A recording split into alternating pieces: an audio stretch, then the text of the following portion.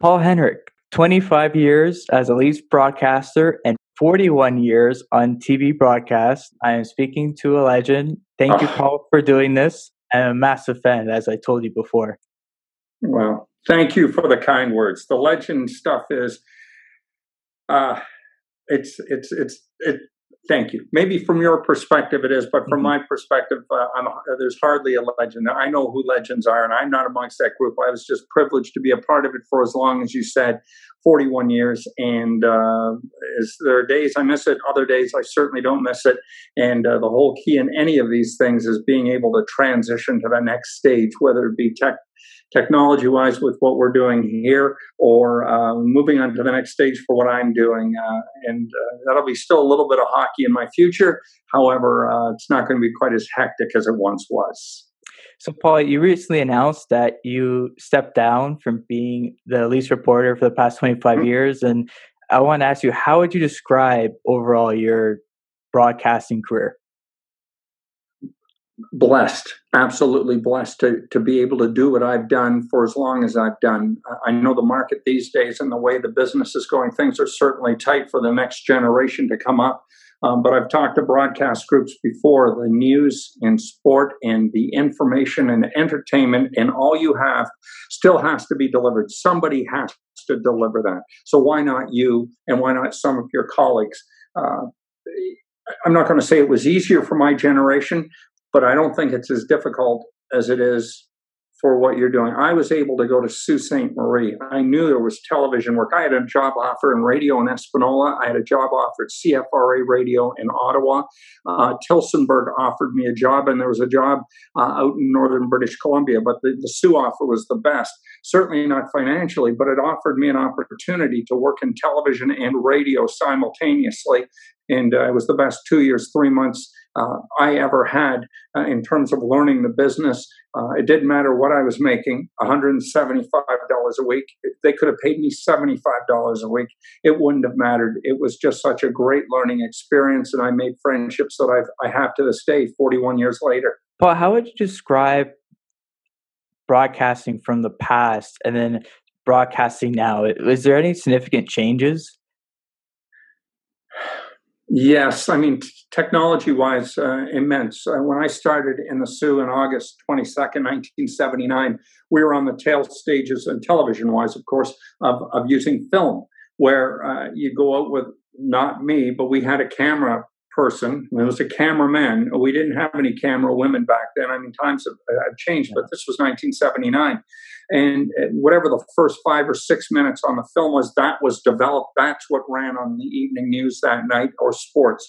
And from that, we went to 3/4-inch tape. It was heavy. It was bulky. It was tough for the camera people to have to transport that from scene to scene. And then from that to Betacam. And then we've just gone to everybody with tremendous technology on their telephones, able to get whatever they want in an instant. So the biggest difference was, I think, is the immediacy now that it becomes news. It's now. It has to be relevant immediately.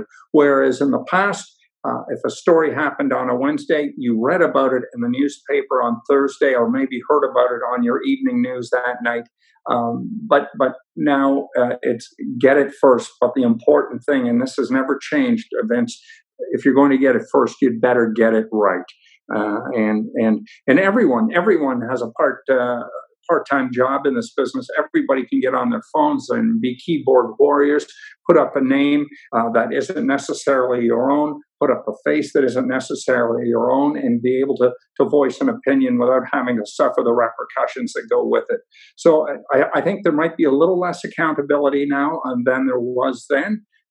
But I think overall the biggest change is the immediacy of news getting to air.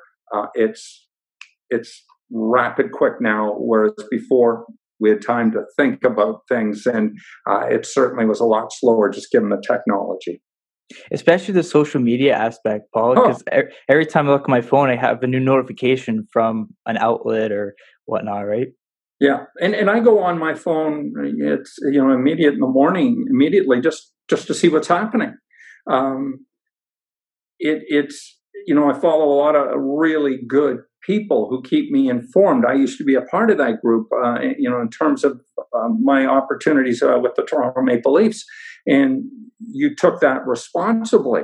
And everybody, as you mentioned, they've got an opinion. You get to applaud their passion, but sometimes that passion crosses lines and it's offensive. It is. I got introduced to Twitter September 2010. John Sinden, who was our HR guy, HR IT guy, he said, "Hey, you've got to get into it. This is where we're going." And I was really reluctant. No. But I mean, that only took 10 minutes of debate with John. He said, "We're going to get you hooked up." And he gave me the name Henny Tweets. Like, John, you're going to be Henny Tweets. And it really stuck. I had no idea. And as I got onto it, instead of sending 5 or 6 bullet points to a producer back at the station at Leafs TV where they would get to build boards, now that stuff's out immediately. Player X takes a puck off the chin in practice, has to go to the dressing room for repairs. We'll keep you updated. Hopefully it's just a cut, not a fractured jaw. Like that stuff's all immediate. Whereas before I would send 5 or 6 points back, they would build a board and it would go on the show that night. Now it's out immediately. And again, it's the opinions, not always correct, not always responsible, but you get a pretty good idea of what everybody's thinking out there, and it's entertaining, to say the least. That's for sure. What was your process day to day in terms of if it's a game day or if you're going to a practice? What did your day to day look like? All right, let's just start off on a Monday. Leafs usually off. They play. Actually, they've played a lot of Mondays the last few seasons, but normally first game would be a Tuesday. They would have Sunday off after the traditional Saturday night game at practice at 11 o'clock. Some coaches like noon, but usually at 11, it gets the players out of there at a decent hour or two so they could resume the rest of their day. But you go, and I'd have a game plan. I'm just mopping off from a workout here, so my apologies. But I'd have a game plan as to what story ideas I might come up with. Some were obvious, others maybe not quite as obvious. And so that required some research. I'd come in with an arsenal of questions, go to the practice, always on our familiar perch to one side, Bob McGill and myself, and we would batting a few ideas across. Bob played in the league for 13 years. Vince, he sees the game. He sees things I would never see. And he would point things out that I would be able to bring into a scrum once the practice was over and we were given admittance to the dressing room. This was prior to COVID, of course. And we would come up with a few ideas and put together a half-hour show with one of our producers. Producers would have a few ideas. They would always bend our ear because we'd been at it a lot longer than they had, and maybe provide them an idea of what direction this should go to in terms of our show. But something may have happened in that practice, and all of a sudden all those plans are tossed out the window and we're going in another direction. So that would be a Monday. Tuesday, I would inevitably prepare to interview a player from the other team for our pregame show or a Leaf. If it was a Leaf, it would have been done beforehand. But if it was a visiting team, we would do it that day before their morning skate. So I would make sure I had my 5-minute interview lined up with hopefully some decent questions, study what that team had been doing. I certainly knew what the Leafs were doing, and go into the morning skate on the Tuesday ready to cover both teams. Get there at about 9:45, maybe interview the player I was thinking of doing, but getting them early. They're usually there early, and talk with fellow reporters from that visiting city, and what's going on with their hockey club. Maybe even point us in a direction, and we would likewise give them Toronto information as to who was playing well, who was scuffling a little bit, where the team was, and we would just trade information, and it would help their broadcast. It would help our broadcast, and we proceed from there. Come back home. Continue to, when we did the pregame show live, I had to work on all my openings and whatnot. It was a full, long day. And then come back to the rink for 4:30.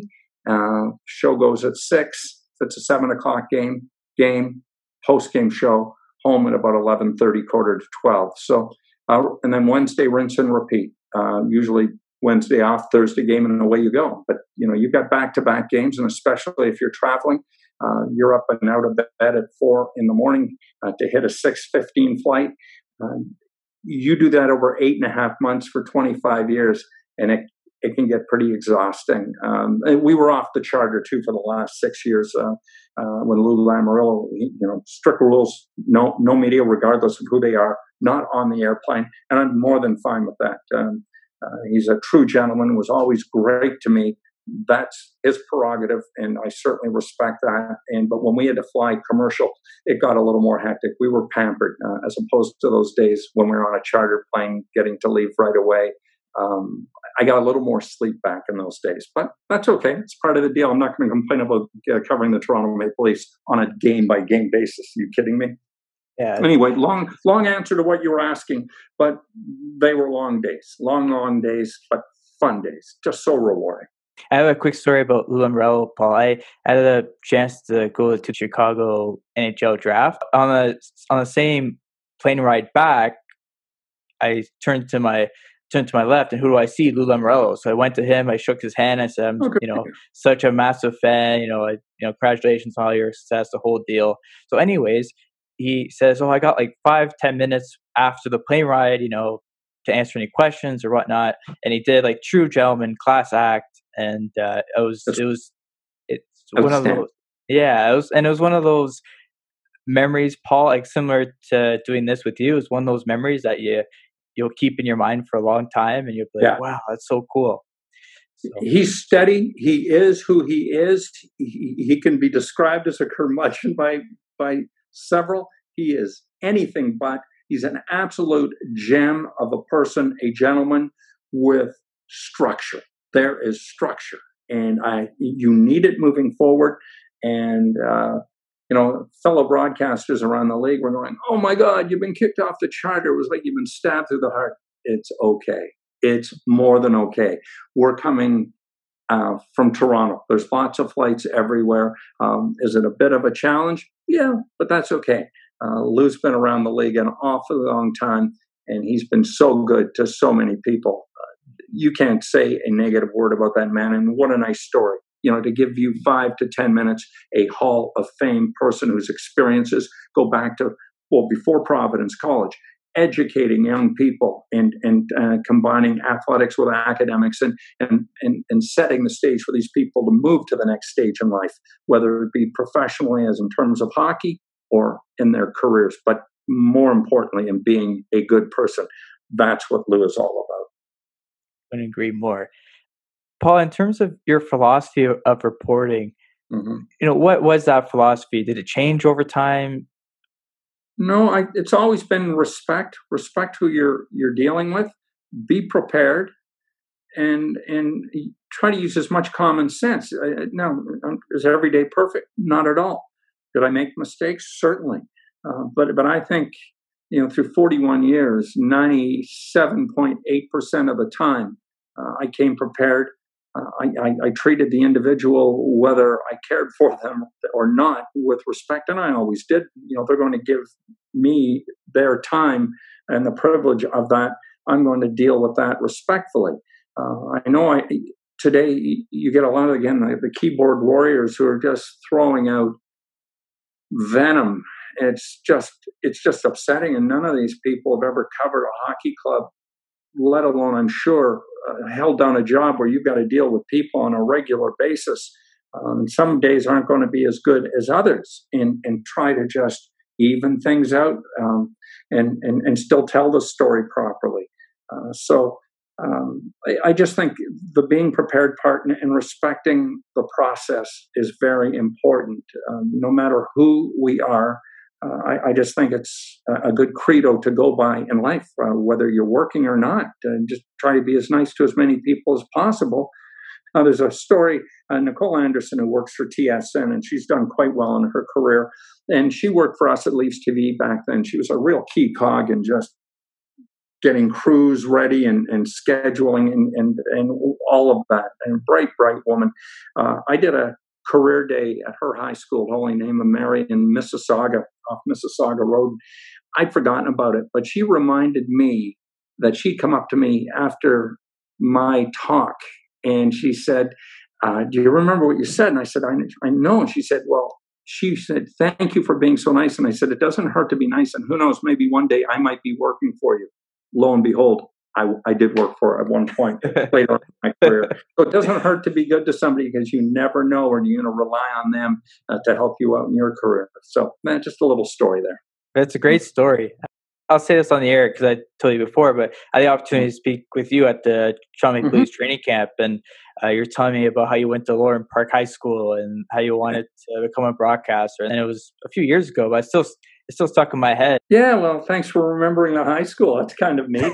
That was fun going to Niagara Falls. The rookie development camp in 2016, when Austin, Mitch, and Willie were all there.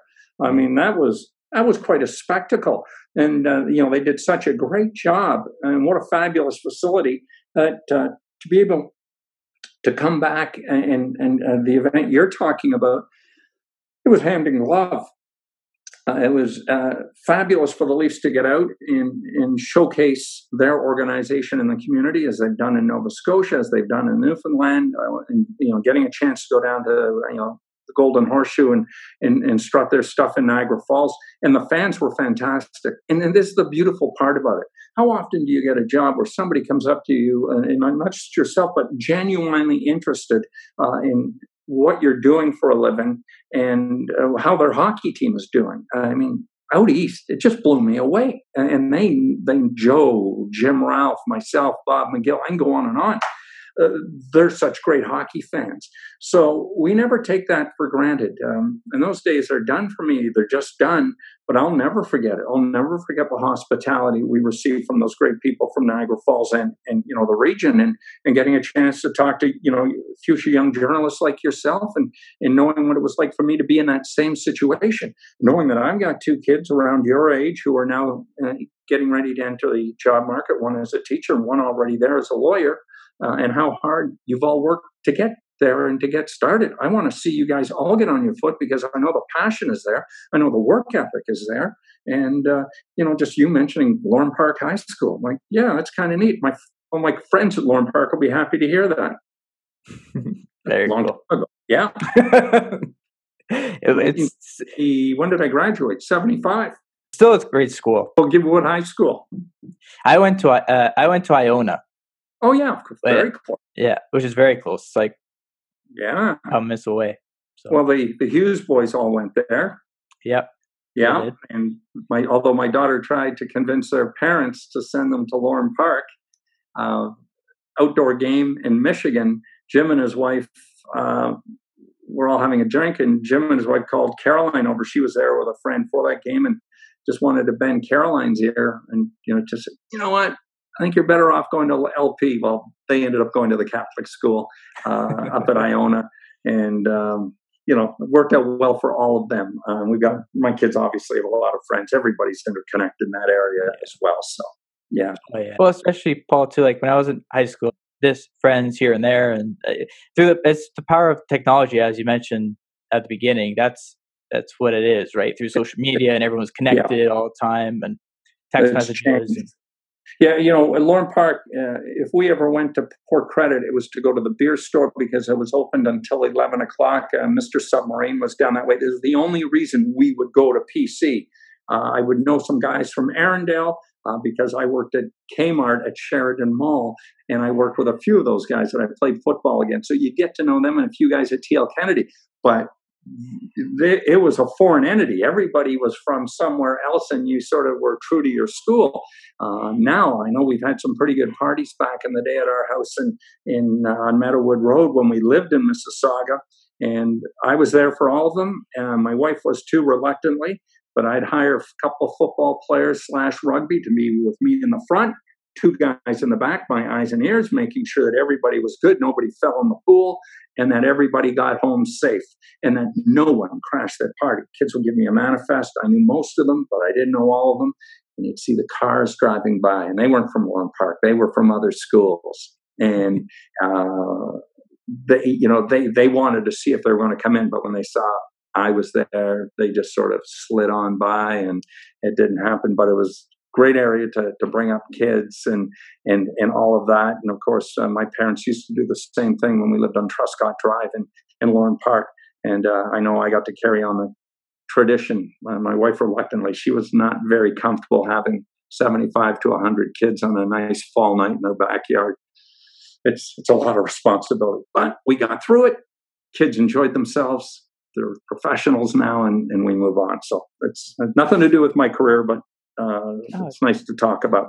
Oh, absolutely. And it shows, Paul, that you're a great parent in doing so. It is a big responsibility with parties and whatnot. Mm-hmm. And I was never the partying type. It's just not my character. I like small gatherings. That's cool. Sure. But cool. Yeah. I know that my daughter's the formal, senior prom. The Underhills held the pre-party. Well, the Gates is Barb Underhill, and her husband Rick held the pre, and we held the post. And I remember 2012, the Marlies clinched the conference championship to go up against Norfolk. Matt Fratton tore his knee up that night. But anyway, I got home and the bus from the dance downtown had arrived, big coach bus, and our place was going strong. And it went till about 7 a.m. And I was up with them the whole time. But again, hired my help. Those guys get $50 a piece. Go ahead, have a good time, but stay cognizant and help me out here. And it worked out. We got everybody home safely through some pretty good bashes over the years. And those kids, they're all young adults right now. They're all 24 to 26 years of age. All really good people, and I'd like to think we had a hand in bringing them up. Oh, that's very cool. In terms of the media, like, where do you think the future is in terms of reporting? Because obviously with COVID, it's a bit different with the virtual and whatnot. And what are your thoughts? It's going to be different. It's. I start sounding like an older guy, but I don't think I am. I just don't think it's going to be as personal for your generation as it was for ours, where you get a chance to go in the room and sit down beside player X and have a chat, whether it be whether it be on camera or not. Just you get to know these people, get to go on mother-son trips, get to know their parents. You get to know their parents well, regardless. But those trips really facilitated it. Now, access to the team is going to be more than arm's length. It's going to be several arm's length, and in many respects, doing what we're doing here right now, and is nice and informal as this is. It's still not the same as sitting down in an arena and carrying on this conversation. I think we'll get back to a sense of normalcy in about a year and a half, 2 years from now. But for now, I've got the masks. We have them everywhere. That's going to be the new normal. So I think that aspect of the business is going to change. It's not going to be as personal as it once was. I think you're going to get a lot of cookie cutter situations where the answers are, 25, 30 seconds, fairly fabricated, true, genuine, but it's just not going to be as good as it once was. But those days of storytelling, etc., everything now is 20 to 30 seconds, quickly on YouTube.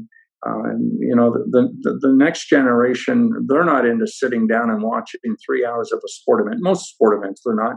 It's game in 6, game in 2 minutes, and a couple of clips, and boom, you're on your way, because there's just so much knowledge coming in, and you can only digest so much. So it's coming in shorter sample sizes. The opportunity to sit down with an athlete and tell a story and get to know them and let your audience know more about what that individual is all about. Those days I think they're gone forever. And I find that unfortunate, but again, you've got to be able to transition with the times. That's always been a key. And so be it. I still think the opportunities are going to be there for you, Vince, and for your colleagues. It's just going to have to be delivered a different way, but that's okay. You guys are young. You'll adapt. I saw a video, Paul, when I was researching for this, and I saw a video. It was I can't remember what the title was, but it was you, and you were explaining how you had notes, and you wrote notes on paper. Yeah. Can you walk us through that? They're in the office upstairs, but it's just manila envelopes. They're solid. There's 1, 2, 3. There's 4 sides. And I could write down, like a lot of times we'll be in for a scrum, end of game. And a lot of events have happened over the course of that game, whether somebody was using somebody else's stick that was handed to them coming off the bench on a shift change or something along those lines. But you've got to make note of it. I was always amazed at certain people who come up with certain things and not really just go from memory. I can do that, but you're going to miss things over the course of 2.5 hours of hockey and travel and the fatigue and the grind that goes with all of it. You're going to miss some things. So it just allowed me to put down in point form things that I wanted to talk about. And for a long time, I kept a lot of those actual manila sheets. But if I'm going into a game day skate or even a regular practice day, I've got a bunch of things. It's just easy to hold as opposed to paper that crumbles. This thing, I can hold it, just sort of look down like this, take a quick glance, and you'd always regret when a scrum was finished or if you had an interview and you neglected to ask something that you thought was pertinent and you'd studied hard to do research and you didn't ask it. If it's written there's a good chance you're going to remember it. Chris Cuthbert uses them as well. I think he and I are the only ones as far as I know of. So if that's as close as I'm going to be compared to CC, I consider myself very lucky. But I still have them. I go to Staples, big thing, and I still use them for a lot of different things that I use. And yeah, I don't know how long I've done that for, but good decade at least using the folders. It's such a great strategy, I find, Paul, because you, as you said, you can look back on them, you can do different things. And when I saw that video, I'm like, oh my God, that is so cool. Because when I was in school, Paul, I did kind of the same thing. I used to write everything down on in a notebook, and then I would type it up on the computer so I would remember it, and that's how kind of I memorized and whatnot. So very fascinating. Yeah, it worked for me, and I find it very practical. Not a lot of others did it. Some of the younger gang, like the Sean McKenzie's, that whole new group, right? They're fun, and they would just chuckle because Jonas Siegel just carved me in fun, obviously. But it's like a good old pair of slippers. If it fits, you're going to keep going to them, right? Those envelopes, same thing. No, very cool. Paul, let's talk a little bit about hockey. What are your predictions for the Leafs for this offseason? They've got to get better defensively. I know they're up against it on the cap, like a lot of teams are, but they've got to get better defensively. In their careers, I think a player like Justin Hall and Travis Sturman on this team, I think they're set up. If that's your third pairing right now, I think Travis is a top 4 defenseman. Justin, because he's a right shot, is a great skater, is a very smart player, and is a good hockey player. He's playing top pairing right side. I think a better fit for him would be on one of the lower pairings, specifically the third. And I just think better overall for him. I would like to see them get a right-handed defenseman with some experience and some obvious names from down your area, Alex Pietrangelo, who you can argue that he's getting older, but he's not that old, and you might have to pay for term to help your window, which really is 3 to 5 years with that core of players up front to help them. But they're only getting better. They're going to be great, but you still have to be better on the blue line. They need some help back there. But I think there are a couple of players away, and I think they've got a legitimate shot in the next 3 to 5 years of winning a Stanley Cup. That talent up front is arguably the best in franchise history. It's so elite. They have so many of them. But I just know in the back end, they can get a bit better, a bit stronger, a bit grittier. When Jake Muzzin got hurt in that Columbus series, that was it. Game over. I just knew it. And hopefully to have him healthy is going to help out. But I just think they've got to have a couple of players and a good veteran. Now, to get that good veteran, what are you going to have to give up?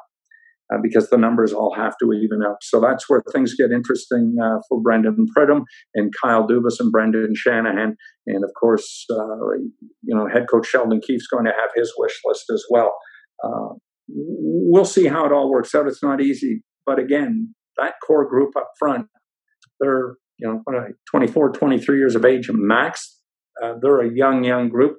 They've been to the postseason for 4 consecutive years. They've never missed the postseason. And I just think they're going to be outstanding. Just going to need some help on the back end, and hopefully not spend a lot to get it, but they might have to spend some to get who they might, want to figure out things. And Alex would be outstanding. I just think you don't worry about the back end of that contract. You worry about the front end and what he's going to bring in to complement that young Leaf core. Who in 5 years from now, let's see, 1 or 2 of them might not be with the club. May have moved on already. So that window is wide open, but it doesn't stay open forever. So we'll see. But they got to get better defensively. And of course, goaltending is a key as well. What they're going to do with Freddie. He's got 1 more year left. Just roll the dice and go with him for 1 more year. Why not? And see where he's at. And if you can't afford him after that, look elsewhere. I agree. I know there's some debate about the Leafs management team, but I do believe in them. I think they'll get it right. It's just it's a process. It takes time. And I know, with the Leafs, it's been a long time since the Cups, and you can say, yes, there's 4 years of, first round exits or whatnot, but it's a process. And as you mentioned, like the core is young. They need to get better defensively. I think everybody will agree, but I believe in them. Yeah. And, better in their own zone. Now, there's a lot of things that are involved with this, but I think those forwards up front, I think Willie Nylander gets a bad rap a lot of the time, and I don't think it's deserved. Takeaways. I think Austin Matthews has elevated his game so much. It's always been a part of Mitch's game. But these guys, they're developing. And then you've got the leadership of John Tavares. He's just motors along. He's that engine that can, and he just predictable. And as long as he's able to stay healthy, I remember, last fall, he had the broken finger. He missed a bunch of games. And boy, oh boy, I remember Mike Babcock peering out after a morning practice in Philly, and he was hoping to get JT back that night. But, the medical people said he's not ready yet. And I know Mike was just chomping at the bit because he needed him back. And, it wasn't much long after that Mike lost his job when we were in Arizona. And, it's tough on coaches when some of your best players are hurt, and you had a player as good as John Tavares. I mean, Mike wanted him back that night, but you've got to abide by what your medical people say. And it's better for that player in the long term. But I'll tell you, with everybody, they had a lot of injuries. I had 199 man games lost due to injury. That was half the total of John Tortorella's team in Columbus. So good on John and what he was able to do with the Blue Jackets. But the Leafs lost a lot of key guys. The one guy they didn't lose was Austin Matthews, and Austin had to finish the season with 47 goals. But he was right there to match or surpass Rick Vai's record of 54 in a season. But Austin was healthy. He was playing the power play. There were a lot of things that fell into place for that to happen. He's got so much talent. I think he's going to get another opportunity to do that, and maybe several opportunities. It's just sad to see it go the other way because of COVID and the season shutting down, March 12th. Oh, I have 2 more questions for you. Mm-hmm. The first one is, do you have any memorable stories in your career that you can share with us, or that you reflect on and can't believe it? You know what? I can mention, incidents, but you never took for granted when you boarded that Leaf charter to fly somewhere or sit on a bus, and 2 seats in front of you is head coach Pat Quinn. Across the aisle from him, right behind the driver, is Ken Dryden. Things, players and people you followed as a kid, and now all of a sudden you've been given the privilege to walk up those stairs, walk down the aisle, and sit down on that airplane or that team bus. That, to me, was a dream. I never, ever took it for granted, no matter how long I was in the business, no matter how old I was.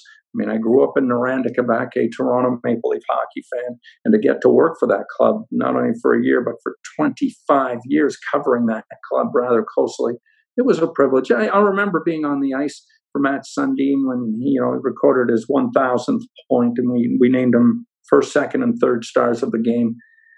It was a pretty interesting time to be with one of the best players in franchise history. at center ice and getting to talk with him and the capacity crowd then at Air Canada Center. Wow.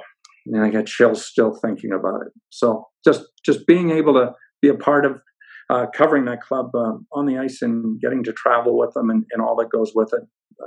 They were so great to me. I've got nothing but good things to say about Maple Leaf Sports and Entertainment. It was a privilege. That's amazing. So heart out in a couple minutes. I have this idea, Paul. It'd be so cool if you did a podcast for the specials, because I was reading the articles and such, and I know at the end of the article it said that you'd still be involved kind of to do specials. I think a podcast with you hosting it about the Leafs would be very, very, very cool.